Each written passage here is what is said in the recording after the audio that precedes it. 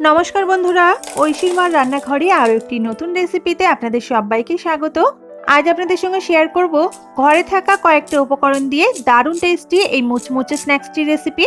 আশা করছি মাত্র 5 মিনিটেই এই রেসিপিটা বানিয়ে আপনারা বাড়ির সকলের মন জয় করে নিতে পারবেন। তাহলে চলুন রেসিপিটি কিভাবে বানাই সেটা প্রথম থেকে শেষ পর্যন্ত দেখে নিন। রেসিপিটা বানানোর জন্য প্রথমে একটা মিক্সিং বোল নিয়ে নিলাম। এর মধ্যে আমি 1 কাপ পরিমাণ চিড়ে নিয়ে নিচ্ছি। চিড়েটা একটু পাতলা রয়েছে, আপনাদের হাতের কাছে যেটা থাকবে সেটা দিয়েই করতে পারেন। প্রথমে চিড়েটাকে একবার একটু চেলে তারপরে কিন্তু ব্যবহার করবেন। চিড়েটাকে ভালো করে প্রথমে 1 থেকে 2 বার একটু জল বদলে বদলে ধুয়ে নিতে হবে, কারণ দোকান থেকে চিড়ে আনার পর চিড়ের মধ্যে দেখবেন অনেকটা পরিমাণে কিন্তু নোংরা থাকে। আর 2 থেকে 3 বার জল বদলে বদলে চিড়েটাকে ধুয়ে নেব।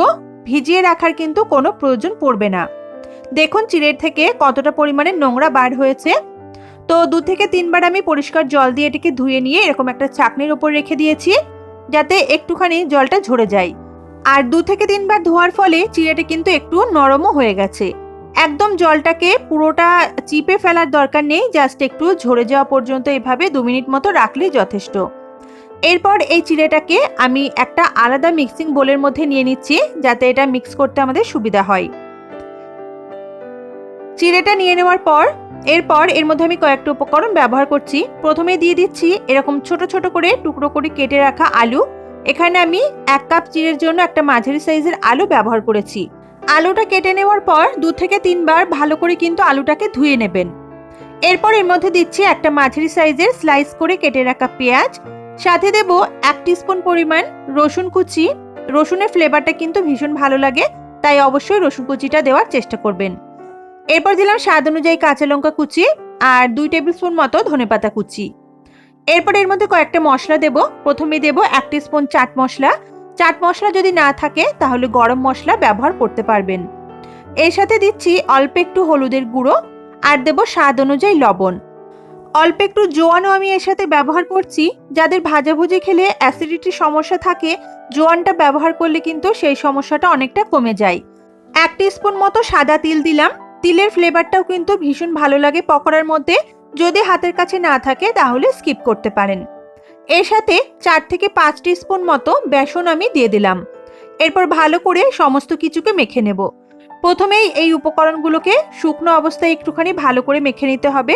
যদি মনে হয় যে জলের প্রয়োজন তাহলে একটু দেবেন, আর যদি জলের প্রয়োজন না হয়, দেখেন যে মিশ্রণটা মাখো মাখো হয়ে গেছে, তাহলে আর জল দেওয়ার কিন্তু দরকার নেই। আমার মনে হচ্ছে অল্প একটু জল প্রয়োজন, তাই এই 1 টেবিল স্পুন মতো জল আমি এখানে দিয়ে দিলাম। তবে খুব বেশি কিন্তু দেব না, তাহলে কিন্তু মিশ্রণটা পাতলা হয়ে যাবে। এরপর ভালো করে সমস্ত কিছু মেখে নিলেই আমাদের পকোড়ার জন্য এই মিশ্রণটা কিন্তু একেবারেই রেডি। এবার এই পকোড়া থেকে আমরা ছোট ছোট করে স্ন্যাক্সের মতো করে তৈরি করে নেব। তো তার জন্য আমি আগে থেকে সাদা তেল গরম করতে বসিয়েছিলাম। তেলটা ভালো মতো গরম হয়ে গেলে একটা একটা করে এভাবে ছোট ছোট করে পকোড়া দিয়ে দিচ্ছি। খুব বেশি চেপে চেপে পকোড়াগুলোকে তেলের মধ্যে দিচ্ছি না, হালকা হাতে দেব। এতে করে পকোড়াগুলো কিন্তু খুব সুন্দর ক্রিস্পি হয়। সাথে সাথে নাড়াচাড়া করবেন না। কিছুক্ষণ অপেক্ষা করার পর পকোড়াগুলো যখন একটু লালচে হয়ে যাবে, তখন একটা কাঁটা চামচের সাহায্যে আমি উল্টে পাল্টে এগুলোকে লালচে করে ভেজে নেব। বন্ধুরা, গ্যাসের ফ্লেমটা মিডিয়ামে রেখে এই পকোড়াগুলোকে 4 থেকে 5 মিনিট মতো সময় দেবেন ভাজার জন্য। এতে করে কিন্তু পকোড়াগুলো খুব সুন্দর ক্রিস্পি হয়। বন্ধুরা, আজকের এই সিম্পল রেসিপিটি আপনাদের যদি ভালো লেগে থাকে তাহলে অবশ্যই ভিডিওর নিচে একটা লাইক বাটন আছে, সেটা প্রেস করবেন। আর যদি ভালো না লাগে তাহলে ডিসলাইক বাটন আছে, সেটাও চাইলে প্রেস করতে পারেন। তবে যে কোনো একটা করবেন, তাহলে আমি বুঝতে পারবো আমার রেসিপিগুলো আপনাদের কেমন লাগছে। পকোড়াগুলো বেশ লালচে করে ভেজে নিয়েছি। এবার এই পকোড়াগুলোকে একটা ছাঁকনির সাহায্যে ভালোভাবে তেল ঝরিয়ে একটা বাটির মধ্যে উঠিয়ে নিলাম। আর প্রথম ব্যাচের পকোড়াগুলো আমার ভাজতে সময় লেগেছে প্রায় 3 থেকে 4 মিনিট মতো। এরকম 3 থেকে 4 মিনিট সময় ধরে একটু লালচে করে ভেজে নিলেই দেখবেন খুব সুন্দর পকোড়াগুলো ক্রিস্পি হয়। আর এগুলো কিন্তু বেশ অনেকক্ষণ পর্যন্ত মুচমুচে থাকে।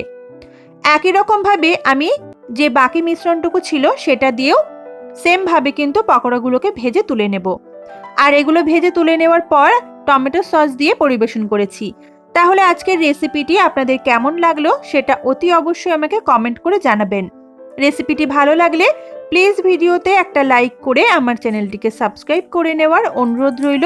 পাশে থাকা বেল বাটনটা প্রেস করে অল নোটিফিকেশনটা অন করে রাখবেন। যখনই আমি আপলোড করব নতুন ভিডিও তখনই আপনার কাছে নোটিফিকেশন চলে যাবে। দেখা হচ্ছে পরের দিন আপনাদের সঙ্গে আবার নতুন কোনো রেসিপি নিয়ে। ততক্ষণের জন্য সবাই খুব ভালো থাকবেন, সুস্থ থাকবেন। আজকের মতো টাটা।